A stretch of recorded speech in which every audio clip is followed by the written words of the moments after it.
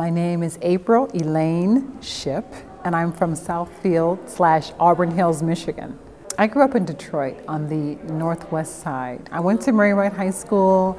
I've been quilt making for over 20 years, mother of 2 children, one of 13 children myself. My mother was a quilt maker, but died when I was very young. I taught myself through watching public television. Georgia Bonesteel would come on early in the morning, and I'd wake up to watch her talk about lap quilts. So I ordered her books from the PBS, Channel 56 in Detroit. And I bought the books, and I began to explore the wonderful world of quilt making. I've always made my own garments, but I wanted to try to make it the quilts as well. And I love it. It's my passion. What's on the wall today started with a friend of mine, a coworker named Chris. Had seen an Oprah Winfrey show with this artist on there who made a book called, what's it called? The Faces of Our Past, Women's History. And I didn't buy the book at first. I went to go see the book at the bookstore. And I went to go see the book. And when I got there, in the book was a photograph of a woman and her son who had been lynched in 1911 over the Canadian River Bridge. At that point in my life, I never knew they lynched women. I thought they lynched men, criminals, but not women. We'd be exempt. I'd be okay if I lived back then. That's what I told myself. So upon seeing her photograph, I closed the book and I went to my car and I cried and I prayed and I said, Father God, someone needs to do something about this. So not meaning me, not me, but just someone needs to fix this problem. So I was driving in my car, and I believe at that moment, the voice of God said to me, find their names and make a quilt. This sounds really, I know, crazy, but this is how it happened for me. So I says, no, I don't want to do that. I don't want to find the names. It's too big for me. It's not, find somebody else. I don't want this job. This is a big job. Finally, I succumbed to making the quilt. It took me 3 years to make Strange Fruit. Strange Fruit weighs 12 pounds and has the names of the African-American men, women, and children who were lynched and murdered in this country in a 100-year period. This is not just African-American history, but this is American history. This is American history. In making Strange Fruit, I cried every day. I cried every time I read a name or a story of someone who had died in this horrific way. And I wanted to honor their memory. I didn't want to show them hanging from trees or on fire. I wanted to show them, give them dignity, and give them the love and honor they need, and that's what I wanted to do. Well, I had to pray a lot, because in making this quilt, you cannot see the names of these people and not cry every day. You can't. You cannot remove yourself from their humanity. So every day, I would go in my basement, and first I thought about making it I wanted to use black fabrics. I wanted to use black cottons, black wools, silks, satins. I have corduroy, I have denim on there, representing the person's status in life, their class. You can be rich or poor and be lynched in this country. I wanted to sew their names in gold thread. Gold symbolizes, they're precious to God, in the eyes of God, the gold, that's what that means.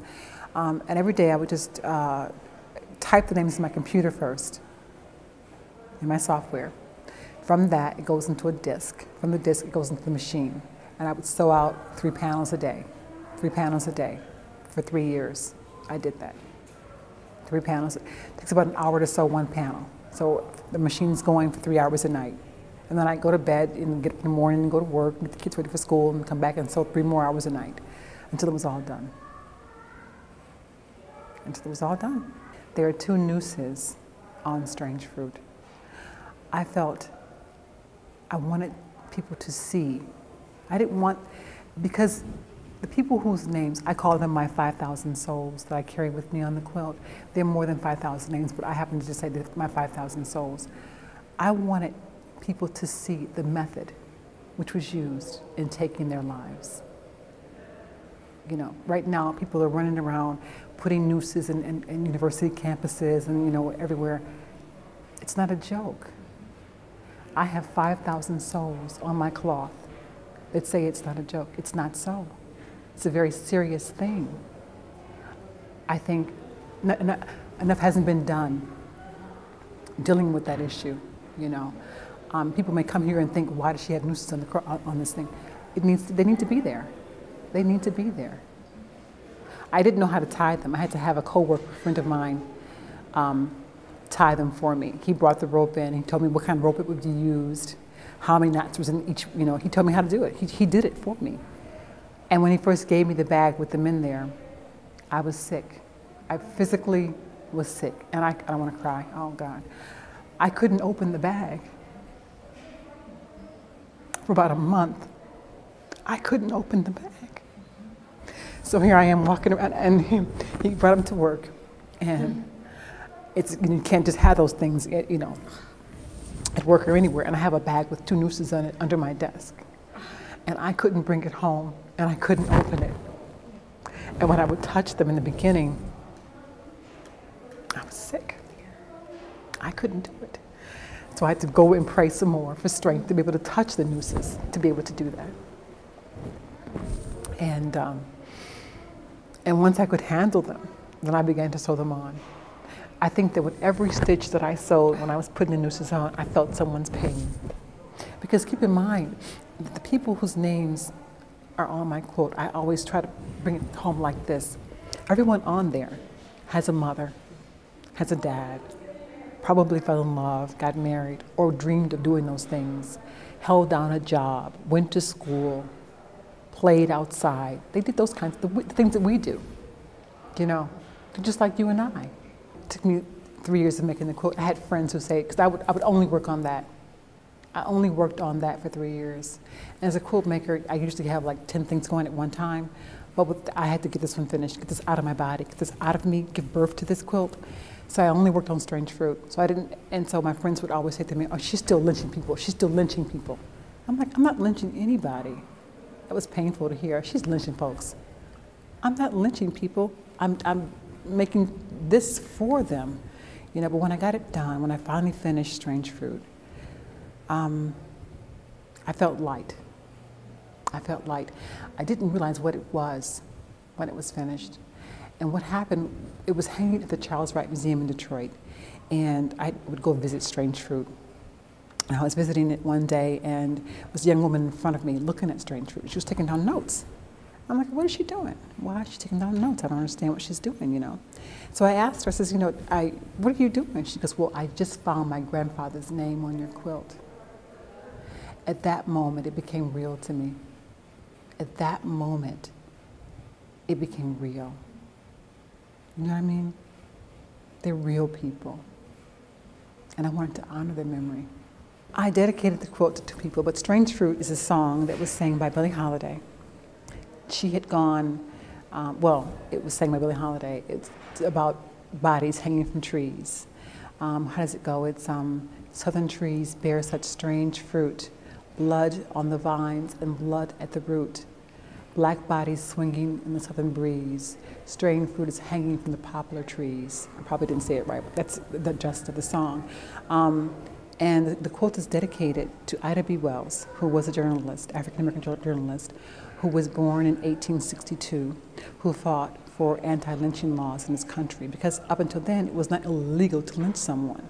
You could lynch someone, photograph their body in the tree, put a U.S. post stamp on it, write, had a great time, wish you were here, and put it in the U.S. mail, and that was not illegal. Try it today. Try it today. Try getting pictures of child pornography and putting a stamp on it. It's the same thing to me. So that's what I dedicated it to Ida B. Wells. Also, the woman whose photograph was in the book, her name is Laura Nelson, and she was lynched in 1911, May, I think 15th, over the Canadian River Bridge in Oklahoma. I dedicated it to her as well. She's my sister. I'm sorry. Laura was accused of stealing a cow, she and her son.